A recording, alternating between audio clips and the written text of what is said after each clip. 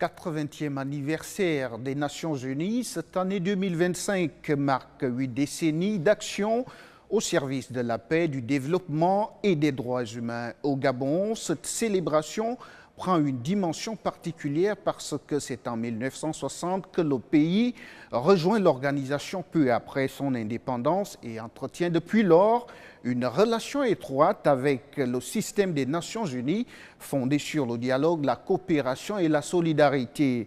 Au fil des années, le Gabon s'est imposé comme un acteur clé du multilatéralisme, siégeant à 4 reprises au Conseil de sécurité, présidant l'Assemblée générale des Nations unies et contribuant activement aux missions de maintien de la paix en Afrique centrale. Pour la précision, Libreville, la capitale, abrite le bureau régional des Nations unies pour l'Afrique centrale UNOCA, symbole du rôle diplomatique que joue le pays dans la sous-région. Madame, Monsieur, bienvenue dans ce plateau spécial qui s'inscrit dans les 80 ans d'action pour un avenir durable, avec en filigrane le parcours du Gabon et des Nations Unies.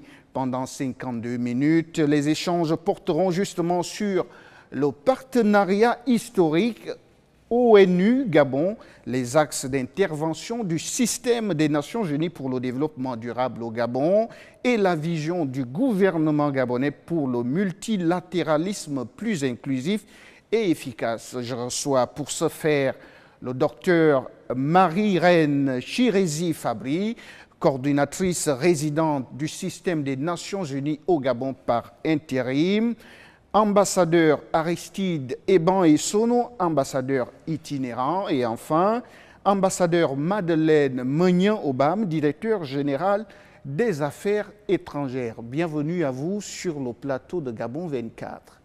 Merci pour remercier. Alors, 80 ans, c'est un âge qui se célèbre. Quelle est justement l'impression que ça vous fait, vous qui représentez justement cette grande institution au Gabon, madame? Merci pour l'accueil. Et 80 ans, effectivement, c'est long, mais c'est bien plus qu'un anniversaire. C'est un moment de mémoire. Il y a d'autres qui étaient là avant nous, qui ont fait des choses. C'est un moment de célébration, mais aussi un moment, il ne faut pas l'oublier, de réflexion vers l'avenir. Alors la mémoire, tout a commencé en 1945 avec la signature de la charte de San Francisco. Et cet acte fondateur était vraiment un acte porteur d'une promesse. Et cette promesse, c'était bâtir un monde plus juste, un monde plus solidaire. Aujourd'hui, cette promesse, elle est encore vivante. Nous devons continuer à travailler là-dessus. C'est aussi une célébration parce qu'en 80 années, on a fait énormément de choses. Et le système des Nations Unies s'est adapté aux enjeux de son temps. Il fut un temps où c'était essentiellement la reconstruction des sociétés après les guerres, après les conflits. Il y a eu des luttes, des éradications de maladies, beaucoup de promotion des droits humains tout au long de ces 80 années. Donc il y a eu énormément de progrès. Et quand nous célébrons les vies sauvées, nous célébrons les enfants scolarisés, nous célébrons les femmes qui ont été autonomisées, les communautés qui ont été renforcées. Et comme je le disais, c'est aussi un regard vers l'avenir, parce que des enjeux, nous en avons encore et des nouveaux enjeux. Donc nous sommes dans l'adaptation continuelle. Nous avons encore énormément d'inégalités sociales et c'est le cas aussi ici, encore au Gabon. Nous avons des problèmes, le problème du changement climatique, les crises migratoires, la transformation technologique avec l'intelligence artificielle, autant de nouveaux défis. Et un défi aussi qui est particulier pour le continent africain, le dividende démographique. La jeunesse, la population est jeune et dynamique et nous, Africains, nous devons comprendre qu'il est important de transformer ce potentiel humain en moteur de croissance inclusif.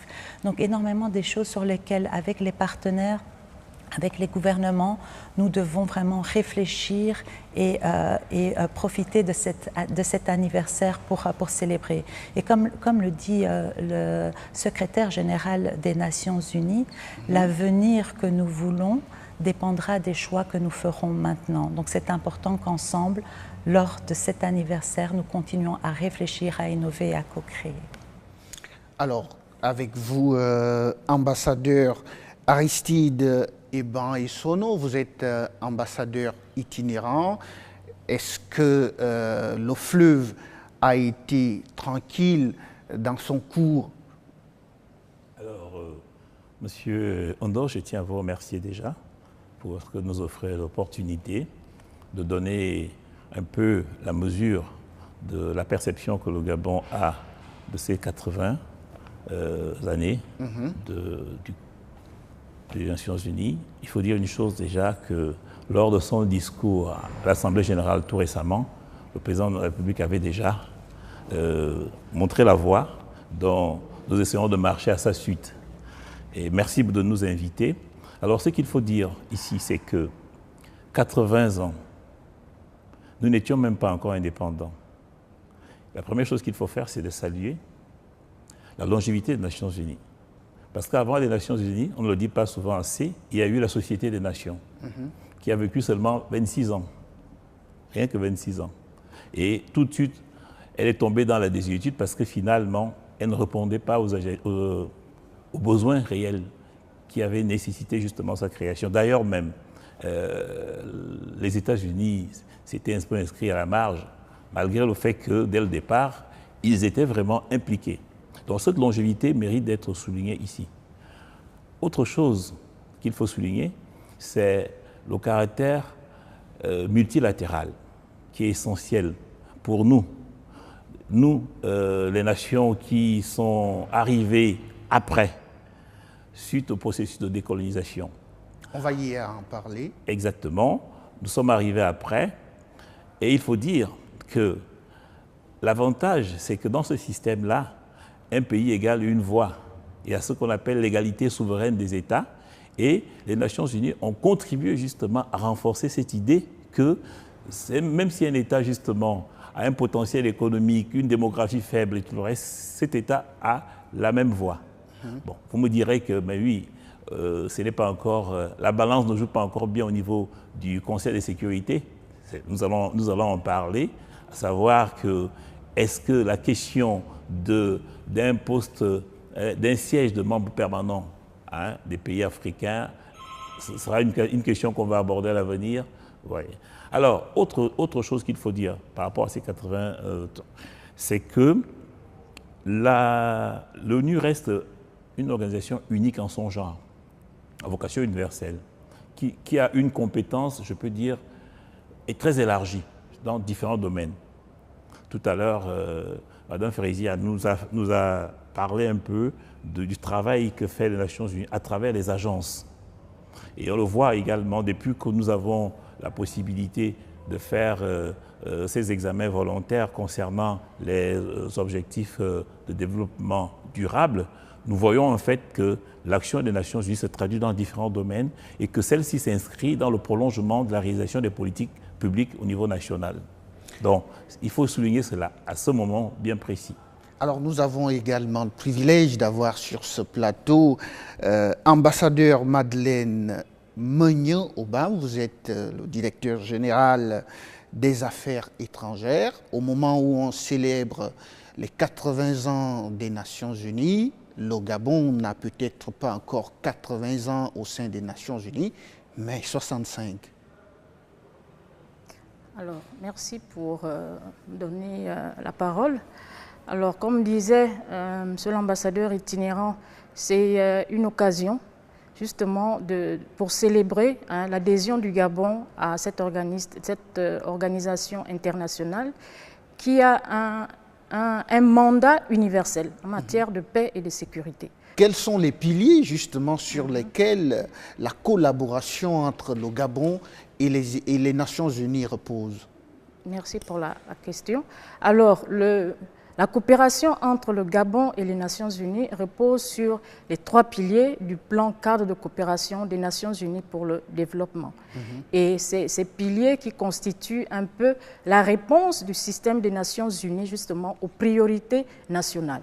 Donc nous en avons 3. Nous avons dans un premier temps la gouvernance mondiale avec pour nous dans le cadre de la transition un appui du Gabon, un accompagnement des Nations Unies au processus de transition. Nous avons également un appui, un accompagnement de l'ONU à l'organisation des élections à travers un plan, un programme d'appui, le PASEG. Donc ça c'est pour la gouvernance mondiale. Nous avons également la transition comme deuxième pilier vers une économie verte et bleue. Vous l'avez souligné tantôt, le Gabon a, dans le cadre de sa politique étrangère, mis un accent particulier sur la diplomatie verte.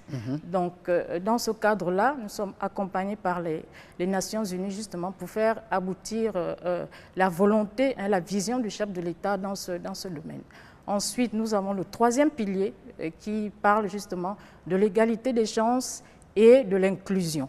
Et là, nous avons à ce niveau une contribution justement des Nations Unies en matière de réduction de la pauvreté, réduction des inégalités, amélioration de l'accès des populations les plus vulnérables au accès au logement.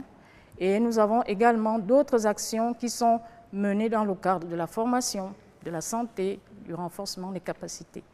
Alors, il faudrait rajouter que dans le cadre justement de ces piliers, au niveau des Nations Unies, ces piliers, justement, les activités qui sont menées dans le cadre s'alignent justement aux priorités nationales. Et vous avez parlé tantôt des différents plans de développement. Nous avons le PNDT, nous avons l'édifice nouveau du chef de l'État avec les 6 piliers qui mettent en relief justement ces éléments avec, si je peux le citer, l'électricité, l'eau, réforme du secteur, l'entrepreneuriat et l'employabilité des jeunes, le logement, infrastructure et numérique, le capital humain et justice sociale, l'économie et développement durable et enfin la gouvernance et institutions. Donc autant d'aspects, autant de secteurs dans lesquels la coopération entre le Gabon et les Nations Unies est dynamique. Alors le chantier est tellement vaste, les objectifs sont tellement nobles au regard du chapelet que Madame le directeur général des affaires étrangères vient d'égrener ici. Le temps pour nous de nous intéresser justement au grand moment de cette diplomatie entre les Nations Unies et le Gabon. D'abord vous, Madame la coordinatrice. Merci. Peut-être avant de passer au grand moment, je voudrais vraiment insister sur ce que Madame l'ambassadeur vient de dire, c'est que ces piliers qui sont alignés aux priorités nationales ont été définis avec un processus qu'on a voulu participatif et inclusif. Donc nous avons rassemblé tous les acteurs du changement, étatique, mais également le secteur privé, la société civile, les groupements de jeunes, de femmes. Nous sommes allés aussi au niveau décentralisé. Et ça, c'est vraiment pour insister que ces 3 piliers qui viennent d'être cités sont le fruit d'une réflexion qui répond vraiment aux besoins et aux réalités du terrain. Et ça, c'est quelque chose qui est très important. Aussi vous dire que le Gabon, vous avez parlé de 65 ans, juste après son indépendance, le Gabon a adhéré aux Nations Unies et a toujours montré son enthousiasme au multilatéralisme. Nous avons toujours eu des collaborations d'écoute, de confiance et de solidarité, ce qui a fait que le Gabon a toujours été placé à une place importante dans la communauté internationale. Ça s'est traduit par la visite d'ailleurs de 2 grands monsieur, 2 secrétaires généraux des Nations Unies, monsieur Kofi Annan et monsieur Ban Ki-moon, qui sont venus au Gabon, et nous espérons que monsieur Antonio Guterres pourra venir d'ici la fin de son mandat qui approche. Nous espérons qu'il pourra venir aussi au Gabon. Donc ce partenariat partenariat a été marqué par des moments très forts qui ont, au niveau normatif, au niveau des lois, parce que ça c'est aussi quelque chose qui est important, qu'on puisse avoir le cadre normatif qui va permettre la mise en œuvre de ces piliers. Nous avons sur différents processus et encore dernièrement accompagné le pays dans tout le processus électoral, ça a été dit. Le pays a fait face à la pandémie du Covid-19. Tout le système des Nations Unies est venu en appui pour accompagner le gouvernement à y faire face. Donc, je pourrais citer énormément d'exemples et j'espère que nous pourrons le faire à travers l'exposition qui aura lieu et qui commencera en début de novembre, mais je vous en parlerai tout à l'heure. Avec plaisir. Alors, le temps de me tourner vers vous, ambassadeur Aristide Eban-Issono. Restons dans la célébration, restons dans les grands moments de ce mariage entre le Gabon et les Nations Unies et surtout mettre une emphase sur le rôle du Gabon, les responsabilités du Gabon. On a vu et on l'a dit dès l'introduction que le Gabon, à plusieurs reprises, a siégé au Conseil de sécurité des Nations Unies, a même présidé l'Assemblée générale. Exactement. Ça rejoint ce que je disais tantôt, que le Gabon a toujours intégré le multilatéralisme dans sa politique étrangère, parce que ce multilatéralisme nous permet justement de nous retrouver lorsque cela est nécessaire, au centre de la gouvernance et des choix qu'on doit faire pour les défis mondiaux. C'est ce qui explique que, puisqu'on parle de ces moments, ces temps forts du Gabon aux Nations Unies, ce sont les quatre moments où nous avons eu un mandat de membre non permanent au Conseil de sécurité. Et là, je vous le dis, on voit très bien que notre voix compte, nous sommes sollicités, nous sommes consultés, et je dirais même nous sommes courtisés, quelquefois. Alors, donc, vous prenez conscience que vous avez un poids sur l'échiquier international. Donc, nous pouvons également faire état lorsque le Gabon a eu l'honneur par M. Jean Ping de présider l'Assemblée générale des Nations Unies, la 59e Assemblée générale des Nations Unies. C'était un grand moment également. Là, c'est la même chose. Le Gabon est invité partout, le Gabon est sollicité et nous faisons l'objet justement d'une attention particulière quand on est dans cette position-là. Alors, il y a un élément également qui me revient, parce que le Gabon a été parmi les premiers pays d'Afrique centrale, sinon le premier pays d'Afrique centrale à signer le statut de Rome, portant création de la Cour pénale internationale. Nous avons fait le plaidoyer au moment où, autour de nous, beaucoup de personnes, en fait, n'y croyaient pas du tout, parce que beaucoup avaient dit, on continue à le dire aujourd'hui, que la justice pénale internationale, elle était une justice qu'on organisait contre certains États. Le Gabon a été le premier pays d'Afrique centrale et le 4e en Afrique à ratifier justement le statut de Rome portant la création de la Cour pénale internationale.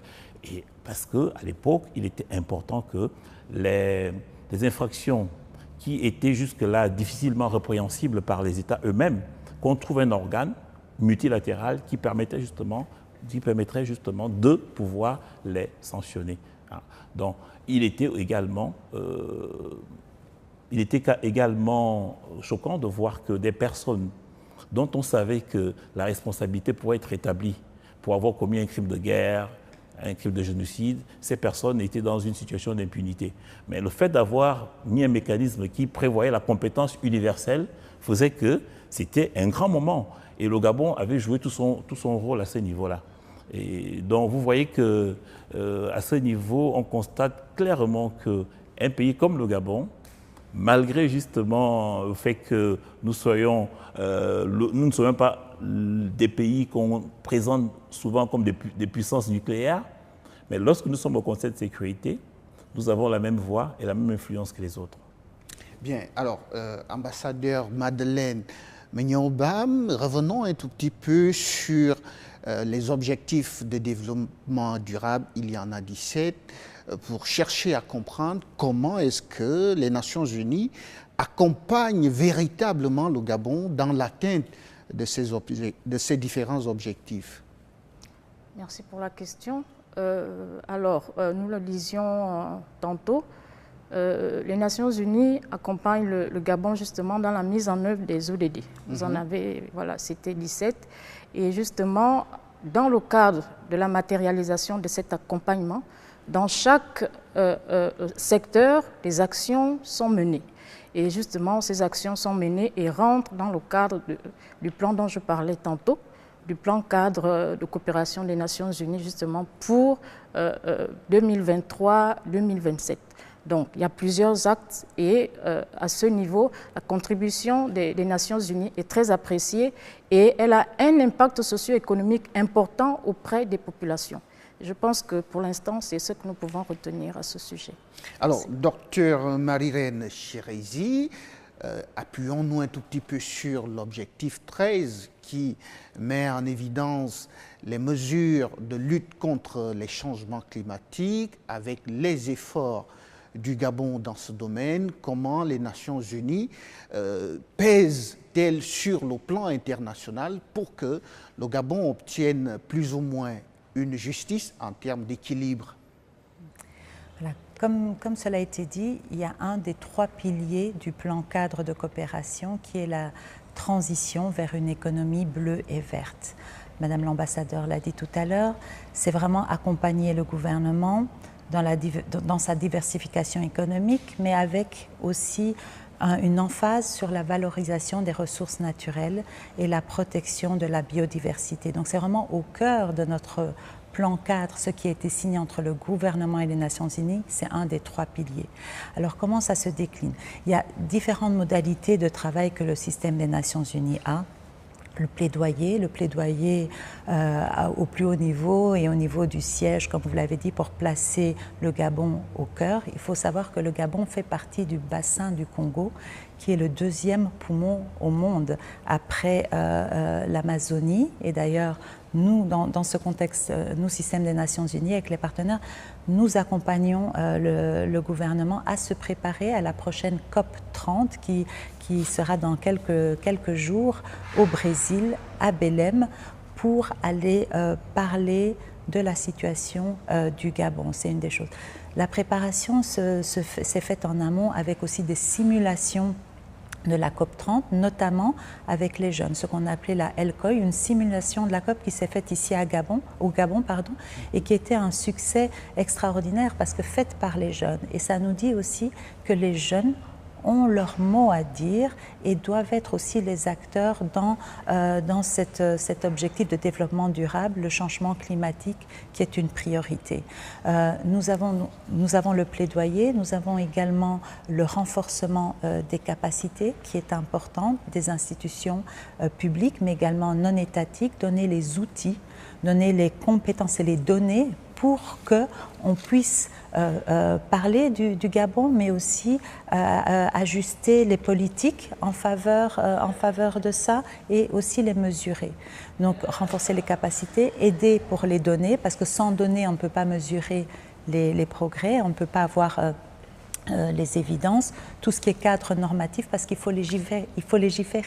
Il faut légiférer pour s'assurer justement que le Gabon soit protégé et puisse continuer à protéger sa biodiversité, créer de l'emploi, accompagner aussi les jeunes pour créer de l'emploi, tout ce qui permettra de maintenir et d'aller vers cette lutte contre le changement climatique et aussi la préservation de la biodiversité. Et j'oublie certainement certaines modalités. Il n'y a pas de problème, docteur Marie-Reine. Alors, ambassadeur itinérant, Essono. Le docteur vient de parler tout à l'heure de la biodiversité et le Gabon est signataire justement de l'accord de Montréal qui prévoit 30% de préservation des terres, des eaux douces et des océans. Est-ce que les financements sont à la hauteur de ces engagements? Alors, c'est une question importante parce que l'on parle de responsabilité partagée. Le Gabon, par an, séquestre 140 millions de tonnes de CO2. Et cet effort que fait le Gabon, elle ne le fait pas seulement pour le Gabon, c'est pour le monde entier. C'est pour cette raison que nous avons l'habitude de présenter la biodiversité comme un moteur universel pour le monde entier et qui est seulement au Gabon. Alors, à partir de ce moment-là, le partage de responsabilité voudrait que les autres États nous aident justement à entretenir ce moteur-là, parce qu'il œuvre pour tout le monde. Alors, maintenant, les questions nous commençons à faire quelques pas, et cette question sera inscrite dans l'agenda de la COP 30 au Brésil, dont les réflexions continuent. Et c'est vrai qu'il faut aujourd'hui, pour réaliser toutes ces questions de transition écologique, pour réaliser toutes ces questions de transition verte et bleue, hein, pour arriver à ces économies, il faut justement que nous bénéficions des soutiens. Mais il faut dire une chose, il ne faut pas présenter justement cela en termes de compensation, parce que lorsque nous faisons des efforts sur le réchauffement climatique, nous le faisons également pour nous-mêmes, nous ne le faisons pas pour les autres seulement. Donc, parce que le problème ici, c'est qu'on a tendance à présenter la question du financement comme une compensation que certains devraient à d'autres. Donc, mais on doit justement regarder la question comme étant une responsabilité partagée et que ceux qui aujourd'hui font l'effort comme le Gabon ont besoin justement du soutien des autres. Alors, c'est justement sur cette question d'environnement, de climat et de biodiversité que nous refermons cette première partie de ce plateau spécial, le temps d'une transition, pour revenir derrière avec d'autres questions lors de la deuxième partie. À tout à l'heure.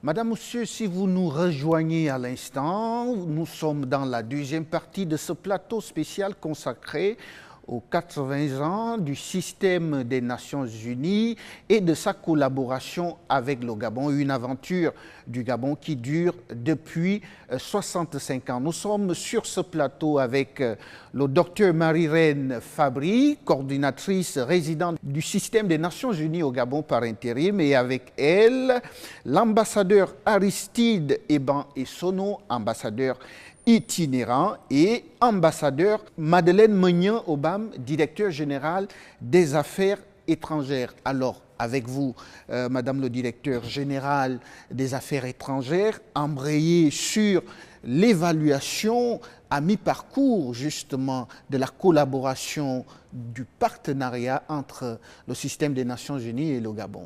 Merci. Alors, je tiens d'abord dans un premier instant à exprimer toute notre gratitude aux Nations Unies justement pour cette collaboration qui est dynamique et qui touche plusieurs aspects. Nous avons ici dans notre pays la présence de plusieurs agences spécialisées des Nations Unies qui interviennent dans des domaines bien précis. Nous avons l'éducation, nous avons la santé, nous avons le domaine des femmes. Donc, il y a plusieurs domaines comme ça dans lesquels les Nations Unies interviennent et pour lesquels leur collaboration a été très bénéfique pour le Gabon. Et je pense que pour le moment, nous pouvons nous satisfaire de cette collaboration déjà à travers le système des Nations Unies, les agences spécialisées notamment, qui œuvrent vraiment de manière pragmatique, parce qu'il faut surtout parler de ça. Les projets sont concrets, justement, et c'est ce pragmatisme-là que nous voulons louer et que nous louons à chaque fois. Donc, il y a le système des Nations Unies, justement, à travers les agences. Et nous avons également, par rapport à notre collaboration, plusieurs autres actions qui sont menées. Nous avons, le Gabon a contribué aux OMP sur le plan de la sécurité.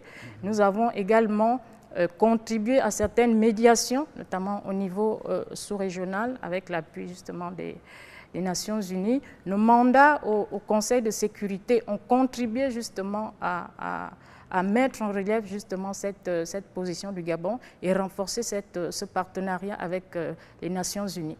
Donc, pour l'instant, à mi-parcours, nous sommes très satisfaits de la présence des Nations Unies au Gabon, et de leur collaboration, justement leur partenariat dans l'accompagnement du Gabon, dans la mise en œuvre des politiques publiques dans les différents secteurs. Merci. Alors, ambassadeur Aristide Eban Essono, le Gabon rejoint, et ben et sonne autant pour moi, le Gabon rejoint le système des Nations Unies au lendemain de son accession à la souveraineté internationale, donc 65 ans, ça fait beaucoup, peut-être compléter ou appuyer ce que Madame le directeur général des affaires étrangères a déjà dit. Alors, comme on dit, 65 ans, c'est long, c'est beaucoup. On ne peut pas faire justement égrener toutes les actions, mais on peut quand même retenir certaines choses concernant la collaboration et le partenariat. Je peux déjà dire sans embâche, sans hésitation, que c'est un partenariat positif dans différents domaines. Je peux prendre le cas le plus récent, celui de la gouvernance politique. Nous savons de quelle manière les Nations Unies ont accompagné le Gabon au lendemain justement des événements du 30 août 2023. Parce que lorsqu'un événement comme ça survient, la grande question qu'on se pose, c'était de savoir est-ce que les États vont reconnaître le nouveau gouvernement qui sortira de là? Alors, nous avons été servis par les circonstances qui ont voulu que tout de suite, il y avait l'Assemblée générale des Nations Unies et nous avons fait le plaidoyer. Je peux vous dire que les Nations Unies ont été pour nous une bonne tribune pour expliquer pourquoi il y avait eu cette rupture avec l'ancien régime.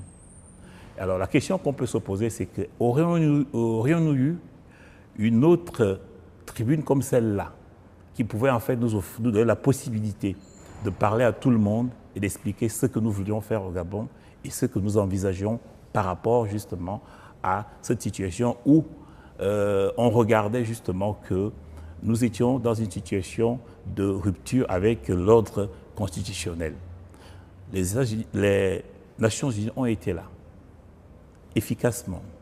Et nous avons vu également qu'ils ont pris toute leur place en ce qui concerne la mise en œuvre de notre feuille de route à travers l'organisation du référendum.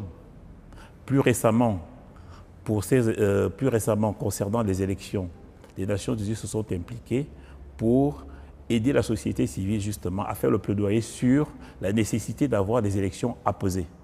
Alors vous voyez que sur la gouvernance politique, nous pouvons compter sur ce pilier-là. Partenariat positif également en ce qui concerne les questions d'environnement. On ne le dit pas souvent.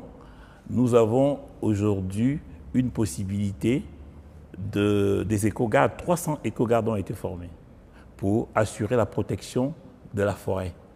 Et ça, c'est le PNUD.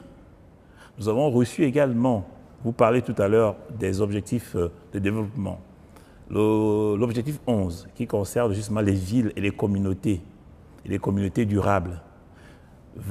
200 millions de dollars pour renforcer justement les communautés villageoises. Vous voyez que le partenariat a des éléments aussi concrets.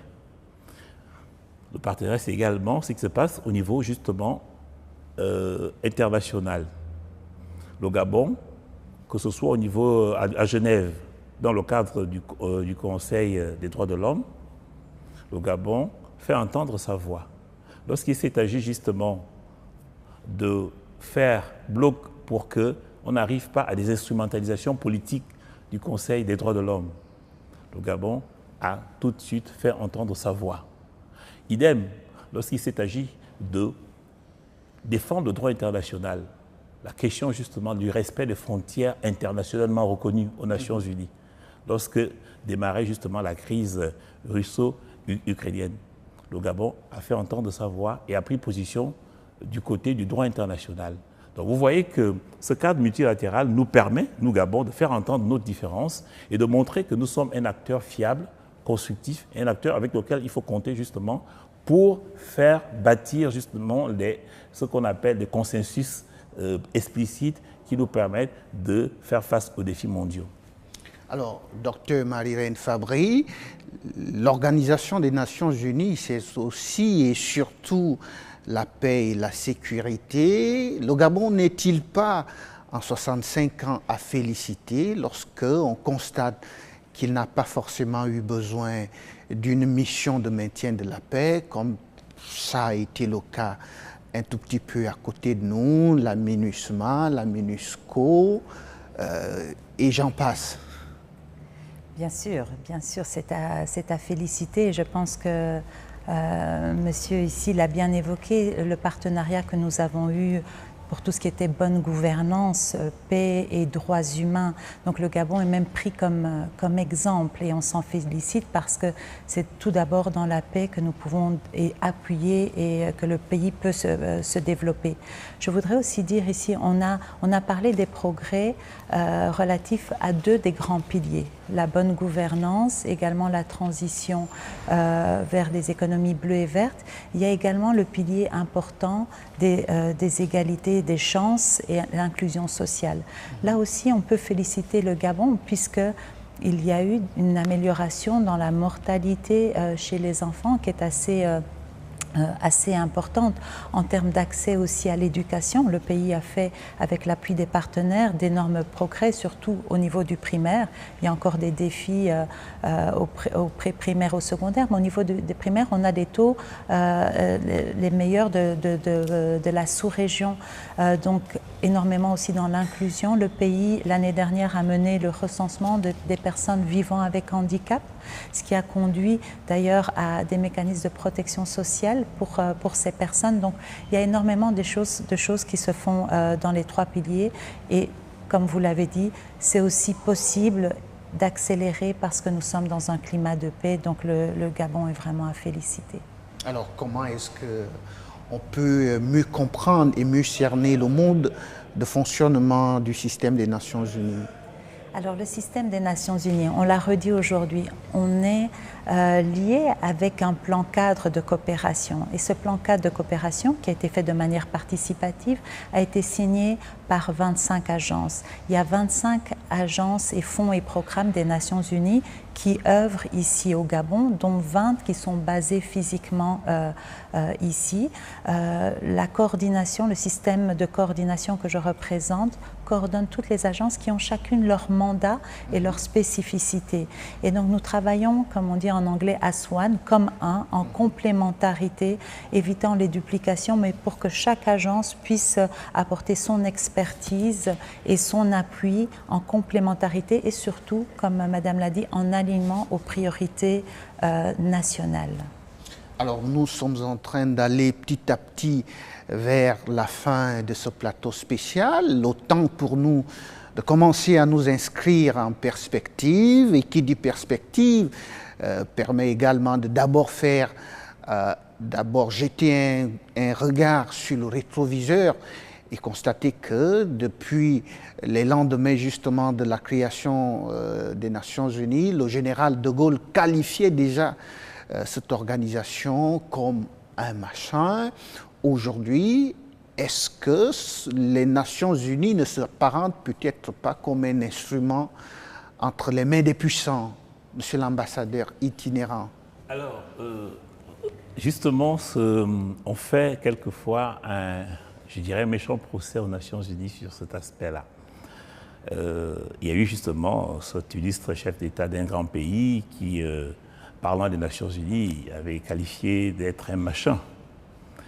Il y a un autre chef d'État aussi qui, du haut de l'Assemblée, la tribune de l'Assemblée générale, avait déchiré la charte des Nations Unies.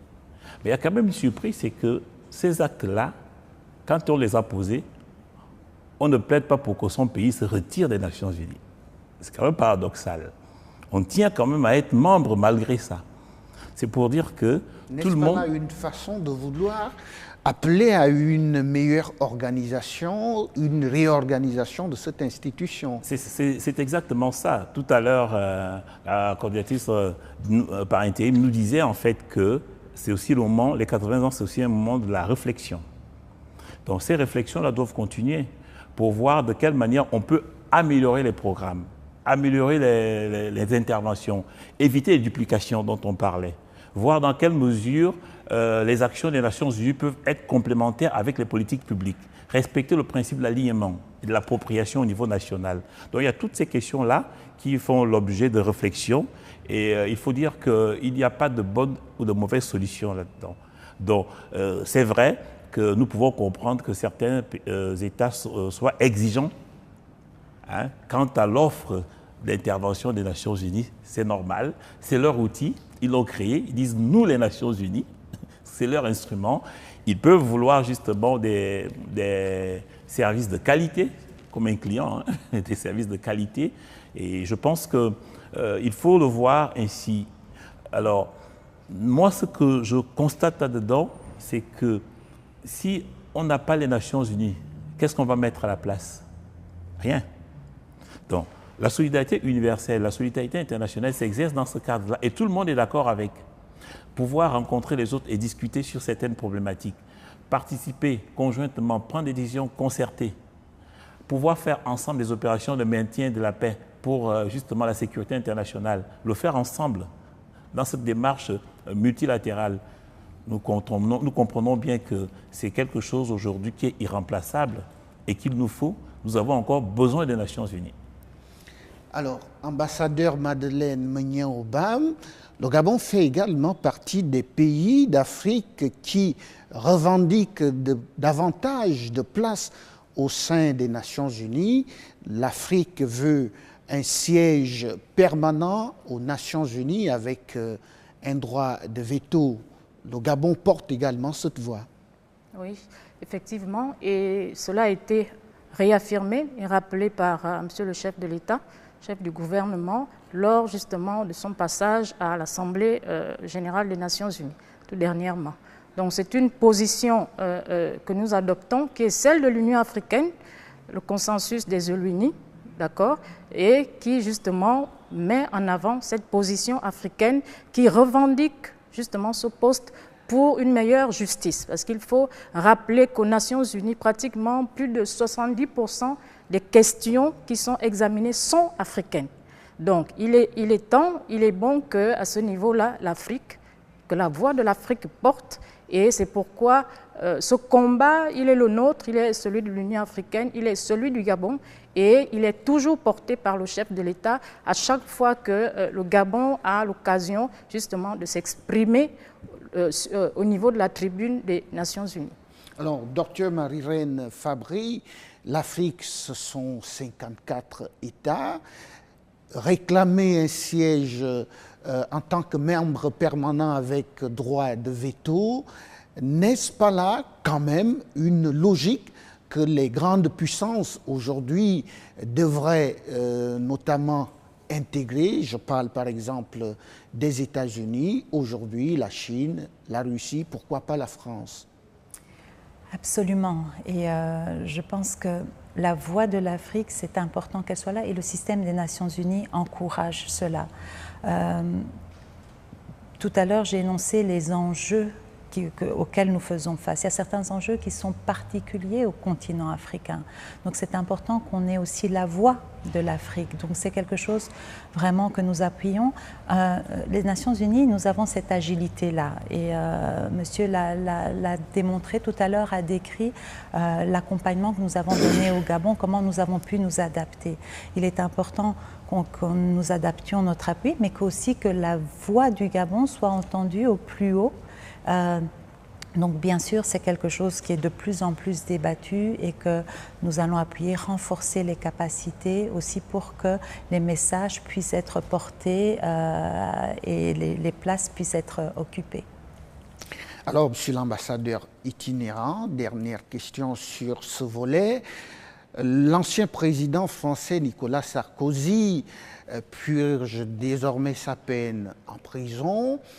Et il y a l'Afrique qui lui reprochait en 2011 de s'être servi des Nations Unies pour déclencher une intervention en Libye. Aujourd'hui, est-ce que l'Afrique peut véritablement avoir une voix qui pèse pour s'opposer à ce genre de décision aujourd'hui?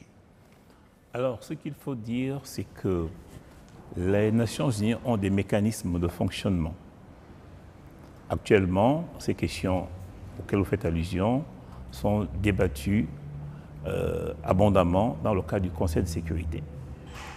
Alors, il se trouve qu'actuellement, l'Afrique, chaque année, a des membres permanents. Ce sont ces membres, non permanents, j'allais dire, ce sont ces membres non permanents, lorsqu'il y a une question qui se rapproche de ce qu'on les appelle les 3A, ces pays africains qui représentent chaque année. Alors, on se rapproche de ces pays pour voir dans quelle mesure on peut faire entendre nos voix lorsque nous ne sommes pas au Conseil de sécurité. Alors, donc, ce qui fait que le débat sur le siège de membre non permanent est une question actuellement en débat, parce qu'elle suppose également la capacité militaire de contribuer aux opérations de maintien de la paix. Donc, ça veut dire que si nous voulons avoir les mêmes responsabilités, il ne faut pas que ces responsabilités se limitent seulement au niveau de la prise des décisions. Il faut que ces responsabilités s'étendent également quant à la manière de financer et de contribuer. Donc, c'est ça le grand problème aujourd'hui. Et je pense que tout le monde est d'accord que l'architecture institutionnelle des Nations Unies doit changer. Tout le monde est d'accord qu'elle n'est plus adaptée justement au contexte. Elle a survécu à la guerre froide. Il faut peut-être maintenant voir dans quelle mesure on peut l'adapter aujourd'hui, puisque on fait le constat qu'une grande partie des questions qui sont abordées au Conseil de sécurité concernent l'Afrique. Donc, il faut alors que certains disent oui, un siège de membres permanents, mais sans droit de veto.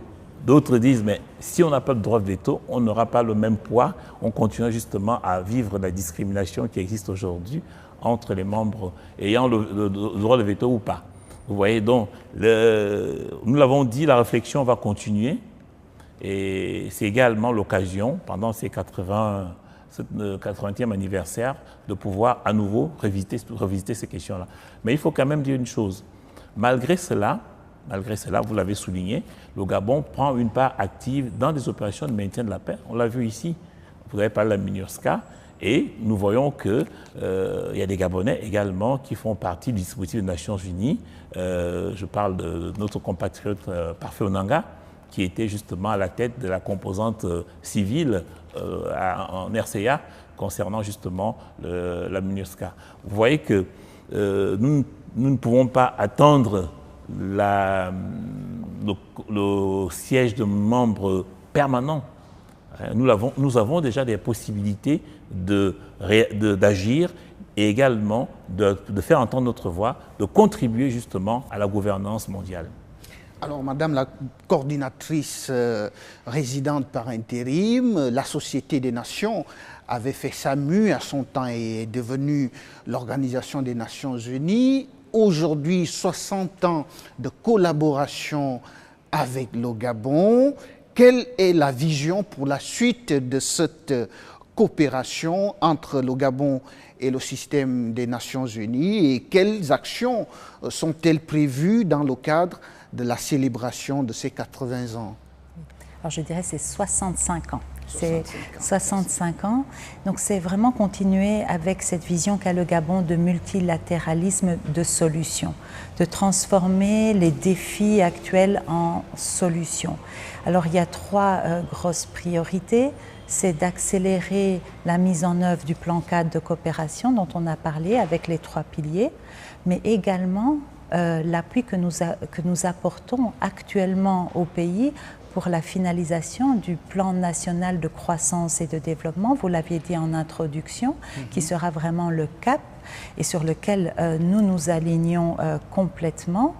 Et la troisième priorité, c'est de poursuivre ces objectifs de développement durable qui sont derrière vous.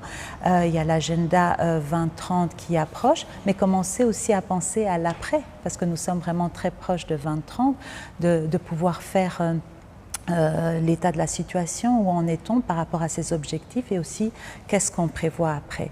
Donc il y a 6 piliers qui ont été déterminés et qui sont très alignés avec les priorités que Madame l'ambassadeur a évoquées. Et ces 6 piliers, 6 investissements, domaines d'investissement prioritaires. Ce sont les systèmes alimentaires, l'accès et le coût à l'énergie, l'éducation qui est très importante, la connectivité numérique, la lutte contre le changement climatique et l'emploi et la protection sociale. Donc ce sont ces 6 transitions, comme nous les appelons, domaines d'investissement qui sont prioritaires et qui sont très alignés avec aussi notre chemin vers les objectifs de développement durable. Donc c'est la vision complètement alignée avec la vision du gouvernement. Et tout à l'heure, on a félicité le partenariat, mais moi je voudrais dire aussi ici qu'il est vraiment très agréable de travailler au Gabon en tant que système des Nations Unies, parce que c'est vraiment un partenariat gagnant-gagnant, un partenariat d'écoute. Le Gabon, et ça a été illustré ici, comprend bien le fonctionnement des Nations Unies, ils en font partie, et nous partagent aussi les informations pour que nous puissions au mieux les accompagner avec cette agilité qui est nécessaire et qui est constante. Est-ce qu'il y a des actions qui sont prévues dans le cadre pour la célébration, de cette célébration? Oui. Alors il y a cette émission aujourd'hui qui nous permettra de sensibiliser et que tout le monde comprenne peut-être un peu mieux, mais elle sera suivie d'une exposition itinérante qui commencera à l'Assemblée nationale et qui pourra décrire le parcours du Gabon et des Nations Unies tout au long de ces 80 années, de 65 surtout depuis l'adhésion, donc vraiment vers un avenir durable. Donc c'est les 80 ans d'action vers un avenir durable avec un focus qui sera mis sur les grands moments, les progrès réalisés, mais surtout aussi ce qu'on prévoit pour le futur. Donc nous invitons tout le monde à venir voir cette exposition et on pourra communiquer sur les lieux où elle se trouvera. Alors votre mot de la fin, Madame le directeur général, au moment où nous refermons cette émission consacrée aux 65 ans de collaboration entre le système des Nations Unies et le Gabon. Merci. Donc, en termes de conclusion, je pourrais dire que, comme nous l'avons dit ici, le partenariat entre le Gabon et l'ONU est très fructueux. Et au moment où nous célébrons les 80 ans et les 65 ans de l'adhésion de notre pays à cette organisation internationale, nous pouvons nous féliciter du chemin qui a été parcouru, de cette marche que nous avons menée ensemble aux côtés des Nations Unies pour mettre en œuvre les politiques publiques qui sont les nôtres pour au bénéfice de nos populations. Je pense que c'est un acquis et nous pouvons nous en satisfaire aujourd'hui. Je pense que c'est quelque chose qu'il faut louer. Je vais encore exprimer toute notre gratitude et espérer que les choses aillent vraiment crescendo. Et je voudrais terminer en disant que dans quelques jours, il y aura également la célébration de la résolution 1325 qui concerne les femmes et la participation des femmes aux questions de paix et de sécurité. Donc vous voyez là que c'est toujours le partenariat qui continue. Et nous voulons vraiment à ce moment de cette étape exprimer encore nos remerciements aux Nations Unies. Merci. Merci à vous, Madame le directeur général, docteur Marie-Reine. Très rapidement, nous sommes à la fin. Est-ce que les Nations Unies réintègrent leur engagement aux côtés, c'est mieux, du Gabon en termes d'accompagnement? Absolument, aux côtés, parce que nous sommes là en appui du gouvernement.